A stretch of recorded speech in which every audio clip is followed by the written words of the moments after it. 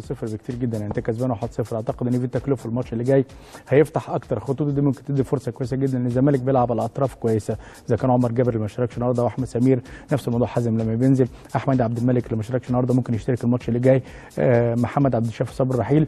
انا في رايي تغيير التكتيك وتغيير الطريقه وتغيير كمان بعض العناصر في جزئيات معينه اثرت كتير جدا على جماعيه نادي الزمالك في الحته الاماميه. الزمالك كان كويس جدا في نص الملعب، كان كويس جدا في خط الدفاع الا في بعض الكرات المعينه، ولكن اعتقد كان ينقص بس الزمالك احراز هدف في بدايه اللقاء، ولكن التغيير زي ما قلت لك عدم تعود اللعيبه على بعضهم في الحته الاماميه اثر كتير جدا على عمليه انهاء الهجمه. كابتن خالد، النادي الزمالك اتعود في المباريات السابقه انه يلعب بدون جمهور، هل الجمهور النهارده عمل له ضغط وخلاه يستعجل شويه في النتيجه؟ بس هو لعب ماتش اللي هو الجازيلي بتاع تشاد بجمهور، هو جازيلي والبعض توقع انه يكسب ضربه 3 و4 خاصه بعد السبعه بتوع انت جازيلي. تعلم جدا ان الكونغو دوله محترمه في كره القدم، في فرقتين كبار جدا في الوقت الحالي بالنسبه للكونغو.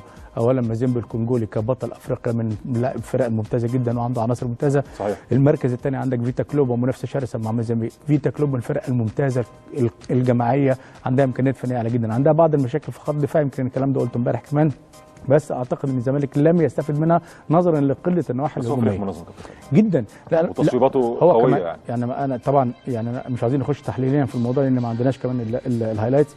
يعني الجبهه اليسرى عنده ممتازه جدا، عنده كمان لعيبه نص ملعب كويسين، راس حربه كويس جدا، لو عايزين نحلل الماتش على ابعاد هنحلله كويس كمان، ولكن في رايي الشخصي ان فيتا كلوب فرقه من الفرق المنظمه الممتازه بس عنده بعض المشاكل. بس الزمالك لو لعب بنفس السيستم اللي هو بتاع الهجمه المرتده في المباريات اللي فاتت كلها في حته الاطراف ممكن يفتح كتير وممكن يجيب هدف في بدايه اللقاء، يتعب كتير فيتا كلوب في ملعبه. معنا على الهاتف واحد من الجنود المجهولين في